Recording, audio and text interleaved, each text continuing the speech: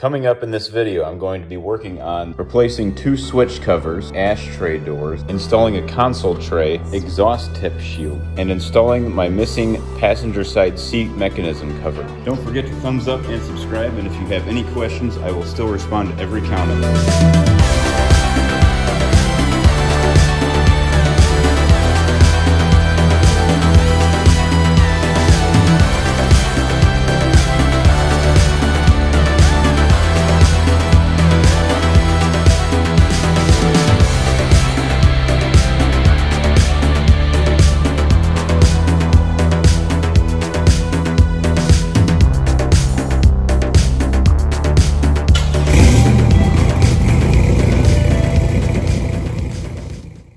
So first, let's do this console tray here, probably the hardest thing to do today. And there it is. If you want this to be more permanent, you might want to either glue the edges with some sort of spray adhesive, but I want to preserve my original car, and it sits pretty snug in here, just as is. You might want to reinstall some switch plates because the lettering gets faded or they might be cracked. All I have to use here is a T15 Torx bit screwdriver, and there are only 4 screws in the corners. It might be helpful to move the steering wheel up or down to get access to it. There are 2 large connectors, both with some clips. Be careful, don't just yank them out. If you have to force something, you're probably going to break it. This is old and brittle plastic, remember. Just wedge the clip up a little bit and kind of work it on its way out. And same with the other one. The other one's a press clip. There we go.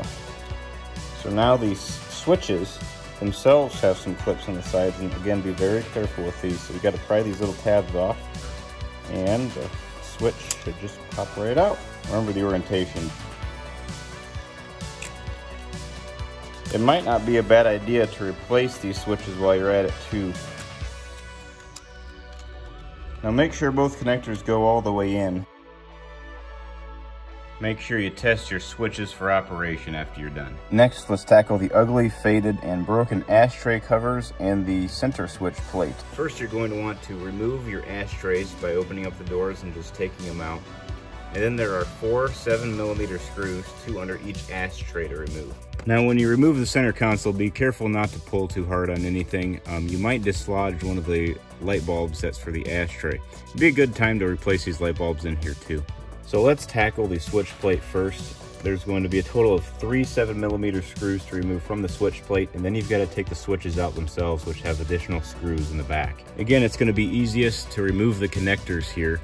There's a couple tabs keeping them retained. With the 2 outer plugs disconnected, it's probably going to be easier to just remove all the screws and transfer the switches to the new switch plate as in place. Next is ashtray doors and springs. So there is a little tiny spring connecting these ashtray doors. So these ashtray spring doors have 2 little notches. There's a little hole on both sides where the door pops into on the housing. Also on the side is a little pin that sticks out that you can loop the spring around, and then there's a little anchor point inside the ashtray that you can fix the spring to. Be very careful with trying to get these ashtray doors on because you could snap them. Now these ashtray doors are directional. Pay attention to which one's right and which one's left. Now don't do what I just did and tell somebody to do the right thing and then proceed to do the wrong thing and install the wrong part on the wrong side. I found it was easier to sneak the new one up through the bottom. I found it was much easier to install the spring with the door in the open position as well. All that's remaining is to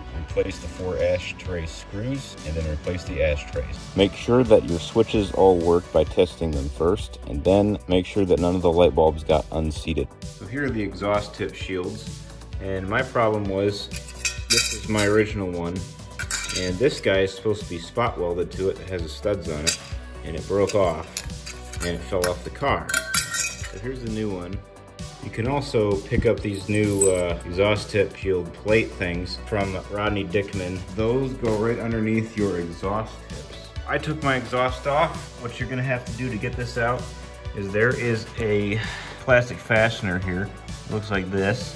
You're gonna wanna pry that out with a pry tool. Best tool I found to use was a 10mm gear wrench, and you have to kind of pry the bumper back a little bit.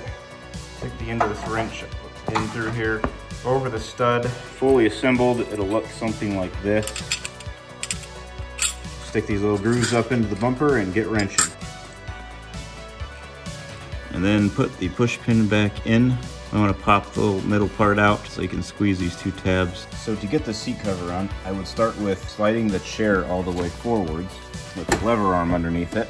There are two screws, one here and one here, and there's a little slot to slide in this plastic tab. I don't want to take this chair out and there's no clearance here, so the key to getting in a tight space, take a thin profile 1/4 inch wrench and put a 1/4 inch socket on it, and then slip a screwdriver tip into the socket. I'm just going to collapse the seat forward. If you want to turn it by hand, you can also get a socket adapter that you can grab this onto. It gives you a little bit more leverage. Boy, that was painful. I almost stripped out one of these Phillips head screws that was in there, so what I'm going to do is replace them with some 1/4 inch hex cap screws instead. I believe that Phillips head screws were designed by Ford in order to strip out before you over torque it during the assembly process. Unfortunately for us, they're still using them, and it's one of the most common screw types, even though it's designed to literally strip. Thank you, Ford. This is why I have a GM car. Now the holes on the new part seem to be oversized for this application, so it appears that these screws only hold this thing in and they don't actually secure it down. Just don't over tighten these because you could crack the brand new plastic right off. This thing acts as a little catch or a holder for the seatbelt. So please let me know what you think of this video in the comments. I will still respond to everyone. Give me a thumbs up and subscribe for more.